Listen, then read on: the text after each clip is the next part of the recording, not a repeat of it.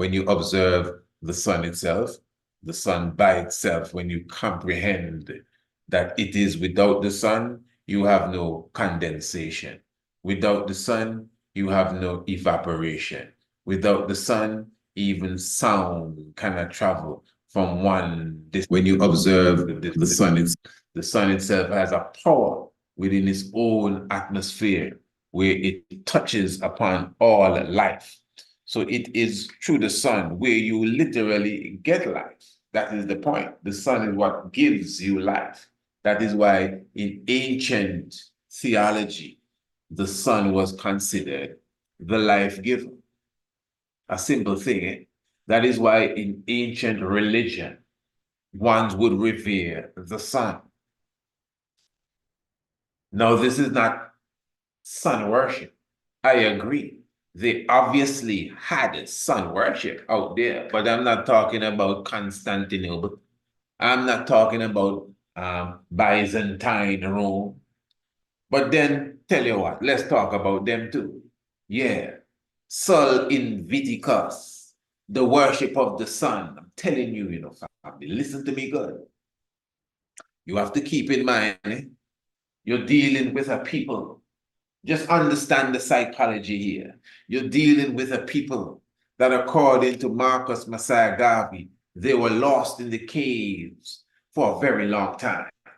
According to Sheikh Anta they were lost in the wilderness, the wildness, the desert of snow, in the caves for thousands of years, tens of thousands of years, 20,000 of years to be precise, in the Rhone Glacier. So you could just imagine the circumstances that could change a people to another people. The circumstances that would bring out of the coal a totally different human being. It's just reality. I mean, everyone knows that if you were to go into the sun for the day and you were to have a cap on your head or even your turban, and at the end of the day, when you return within the house and you take off the cap or whatever, you literally can see the line where the shade was from the sun and where the sun would have, activated the melanin within your skin, and that is why you are darker. Just staying out of the sun for a few days makes you lighter, as they call it. You get it? So imagine staying out of the sun for 20,000 years in the cold, eating anything that you can kill, anything or anyone. As Marcus Messiah Garvey said, they ate their own dead. And I mean, if they were taking too long to die, I mean, we can't wait. This is not no fasting club here, it's lunchtime. They would kill the dog if they had to.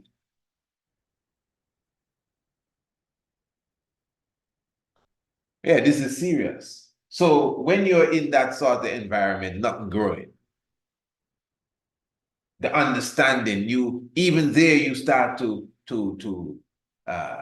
look at things and create your own psychology, create your own philosophy, create your own understanding, creating your own intelligence, really. Yeah, that's what you're doing. Because you see this orb rising up in the east. You don't even know if it's east, west, north, or south, but every day the sun is coming out. Remember, you live in a cave. You're living with the bats and the rats and the other insects, as Marcus Garvey said. You don't even know how to cook your food, the stuff that you kill and eat. Real animal living. This is why, ones still like their steak rare, medium rare and rare, bloody steak. And even if the steak is well cooked or whatever you do with steaks, you're still gonna put ketchup on it because it resembles the blood.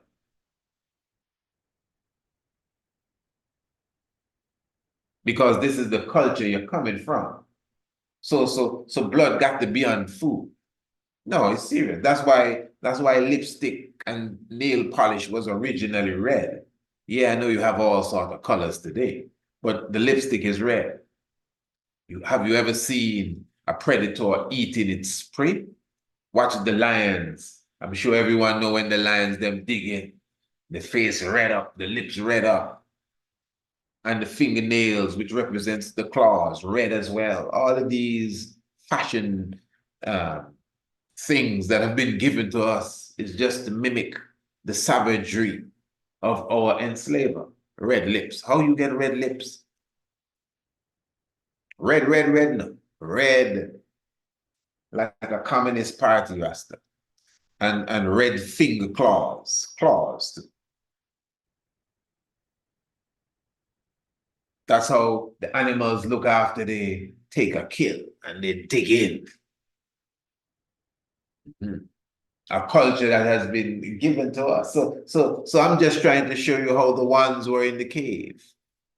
So when they saw the sun coming up, remember that the sun would chase away the darkness. And remember, after the darkness went away, things would be a bit different. They could see, they could go out, they could look around.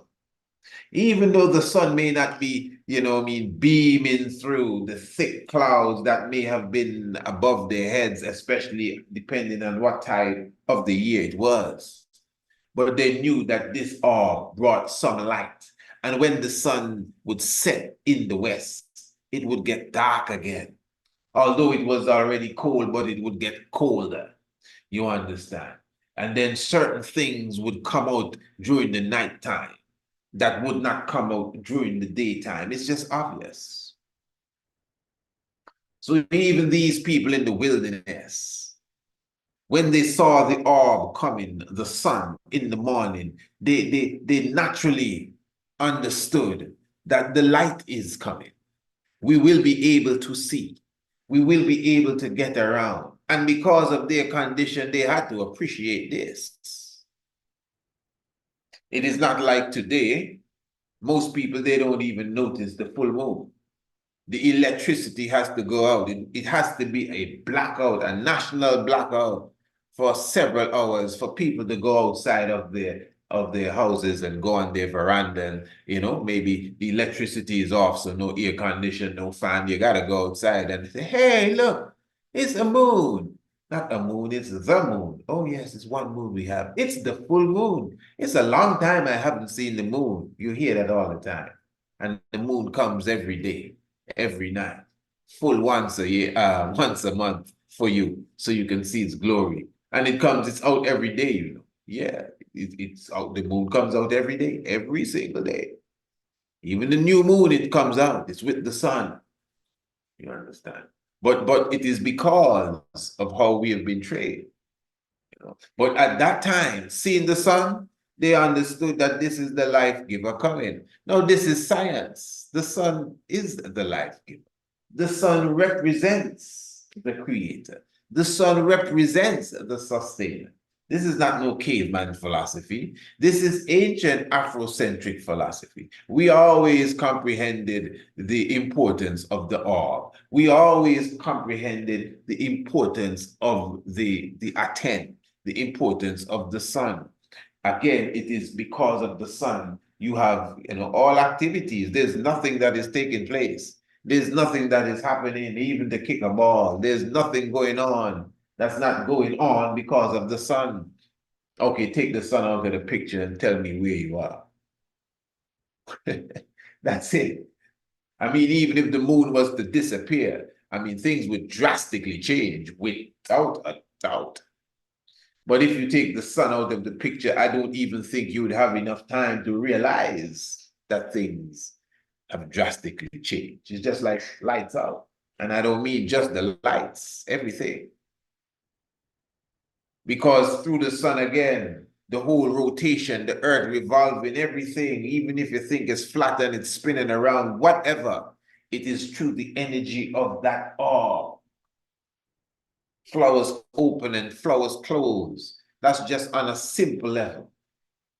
Germination again and photosynthesis and all action, conception, everything through the power of the sun, the waterfall, the rainbow, the power of the sun, life itself. It is the sun. That is why the system is called the solar system. Sol is sun, and R-A-R, turn it around, you get Ra, solar system, the solar system. It is the system of the solar. So the sun is very key scientifically. And as I said, you could see it even in ancient mythology, the way that the sun is expressed. The Aten with the arms touching the family of Akhenaten, Nefertiti, and the fullness. And the rays of the sun are seen as the arms touching the royal family, and at times with axe in hand, blessing the family, and that is the Aten. That is why when you look at the Ra figure, you see the Ra with the sun on top of his head.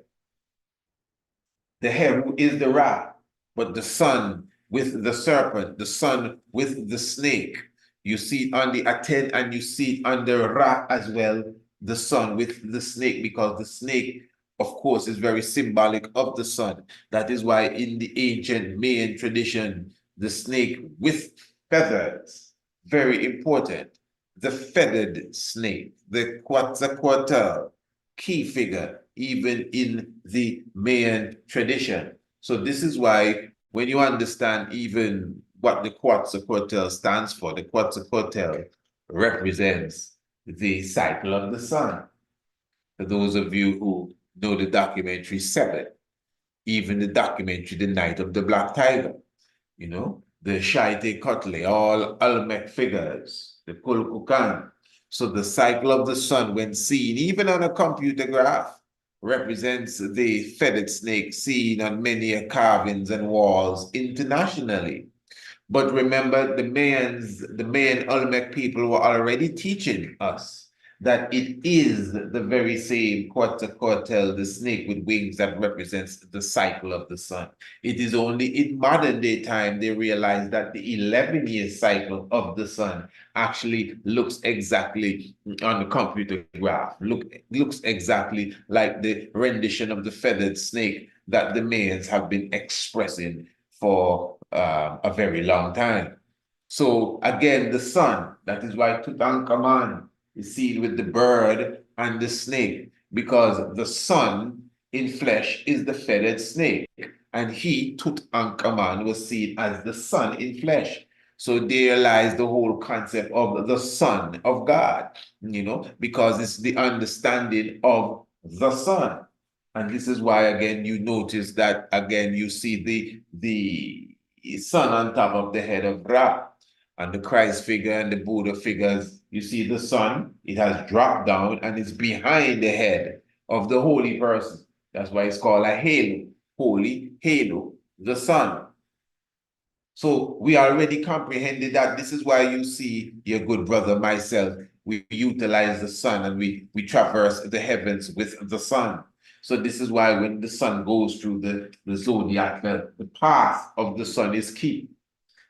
The path of the sun is a message in the heavens. This is the Most High work in here. It begins with Virgo. Revelation chapter 12, the 12 constellations plus the Virgo. Yeah. In the heavens, there was a woman clothed with the sun. Revelation 12. In the heavens, there was a woman clothed with the sun, and the moon was under her feet. All of this is astronomy. You understand? Yeah.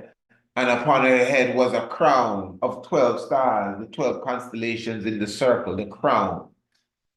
That the sun must pass through these 12 constellations. Which one of you that are listening to me? How many of you are cancers? Not have cancer, cancers, the crowd. Okay, good. How many of you are Sagittarius? Oh, very good. Sagittarius in the house. Hey. How many of you are Gemini? How many Tauruses here? Okay, good. How many Orions? Huh? Caught you there, didn't I? How many Aries people in the house? Pisces, Virgo. How many Libras in the house? Okay, all of these are constellations in the heavens. And the sun visits each of these constellations, one per month. Scorpio, Capricorn, Aquarius. These constellations are known as the zodiac constellations. Did I miss out any of them? Leo. These are the constellations that are in the path that the Most High created for the movement of the sun, the apparent movement of the sun. You don't have to argue about if the sun moving or not. That's not the point, or how big it is, and if it's really here, there, 93 million miles away. The point is it's a deep science. It's a mathematical problem as such to be solved when it comes to understanding the sun and its movement. It's almost like the Rubik Cube. Yeah. Any one of you know how to solve the Rubik Cube? Well, it's something like that. To understand the sun and its movement in relation to the constellations behind of it. In the heavens, there was a woman clothed with the sun and the moon under her feet, and on her head was a crown with 12 constellations, 12 stars. And that is why the story says there was a dragon. She was supposed to bring forth a man child that was to rule all nations, but a dragon stood before her. These are the constellations in the order that the sun travels through. The next constellation after Virgo is the scale. That's the balance ruler that the woman was to give birth to. Because the ruler that's balanced carries the scale. The Ma'at, the Michael, the Anpu, the Anubis, these are the balanced rulers. And it says now, Revelation 12, that the great red dragon stood before her. That's the next zodiac belt constellation, which is Scorpio, ready to devour the scale, which is the man-child, the great ruler that comes with the balance. Yeah, all of this is in the heavens. And listen, this is the path that the sun takes. This is the path that the moon takes. And this is the path that the planet takes. Yes, the Virgin, and then Libra, and then Scorpio, and then Sagittarius, and then Capricorn, and then Aquarius, and then Pisces, and then Aries, and then Taurus, and then Gemini, and then Cancer, which is Kepler, and then Leo. That's it, and Virgo again. These are the zodiac belt constellations, and these are the constellations that make up the path that the sun will travel in. This is some deep, deep vibes, family. So when you comprehend that now, how the ancients understood the sun, solar biology. We understood the 11-year sunspot cycle of the sun. That is why Lord Pakal is seen as the feathered snake. So we understood all of these different levels as it relates to the science of the sun. And that is why a day like today, the perihelion is so important. The perihelion, many ones overlook it, but it's ranked up there with the winter solstice. It's ranked up there with the spring equinox. The perihelion, for those who may be just joining us right here on Radio Anu. And remember, this is Radio Anu, the international flavor, the universal spice. I got the word that we are streaming to the YouTube, and I also got the word that will also may soon come to a sealing up. But family, you don't know we are on Radio Anu. Just for your knowledge, I want you to understand you are listening to us on Radio Anu. Yes, that's on the Priest Isaacs Institute website, which is priestisaacsinstitute.com, priestisaacsinstitute.com. So when we seal up here, please join us on Priest Isaac Institute for the rest of this reasoning. We're talking about the perihelion. And let me say this, after the program this evening, we will be replaying the program from previous night. Many ones said they wanted to hear the Tiger's Nest from previous night. So we're going to be touching upon that when we were talking about the blacks in Britain, blacks in medieval Britain, the Tudors and and the stewards, and man, what a deep discussion that was with Dr. Nubia. So you're going to want to hear that one after this program. For those of you who missed it, that will be the Tiger's Nest from previous evening. That's after we complete this here this evening. So for those who are viewing on the different social media, again, priestisaacinstitute.com. The link should be in the description below the video, that you could just press it and come straight to the radio station. Anytime you just see this stop, like you just stop, you say, where did he go? He didn't go anywhere. He's still here on Radio Anu, priestisaacinstitute.com. So yeah, the perihelion, the prairie lion, yeah. Remember, the sun is the sun. S-U-N-S-O-N. The book of Malachi, I think it is Malachi. Yes, the book of Malachi speaks about the Son of Righteousness coming with healing powers in his wings. That's so deep. Because when the book says the Son of Righteousness, it's S-U-N with a capital S, which is, showing that it's someone he's talking about. The Son of Righteousness shall rise with powers in his wings. And what's interesting, the sun has power in his wings. Okay. Where do you know the sun having wings? Well, in ancient Kemet, you see the sun disk with the wings, but it's the feathered snake, the snake with the wings. That's the sun.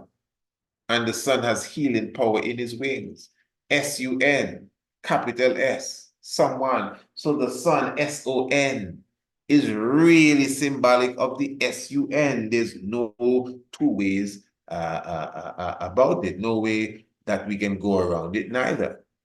So on a day like today, which is highly symbolic, as even I myself, continually within the celebration of the Earth Day. So again, technically, because really the perihelion happens on the evening of the 2nd. So I was born on the perihelion too, meaning that I was born when the sun came closest to the earth. That's just the reality, you understand? And that time in the perihelion, when the sun comes closest to the earth, you could imagine the intensity that is going through the cosmic zone. Because if on Halloween or All Souls Night, portals are open. Remember, this is Anu, at least where I was born. I'm talking about ancient and modern. So, and we're dealing with the Sun City. We're dealing with the 365, even down to the beaches. We're dealing with the sun in the flag. I'm talking about Mount Anu Green, Castle Hill. How many of you have a copy of the book, Anu, Ancient and Modern?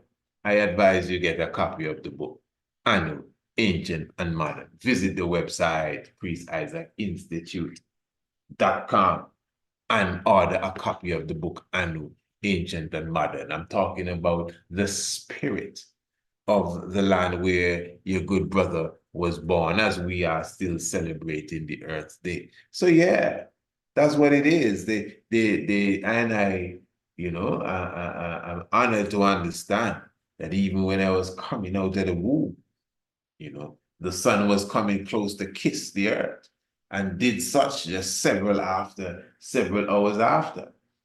Officially, the perihelion. So again, now let us continue here. When you observe how the ancients dealt with the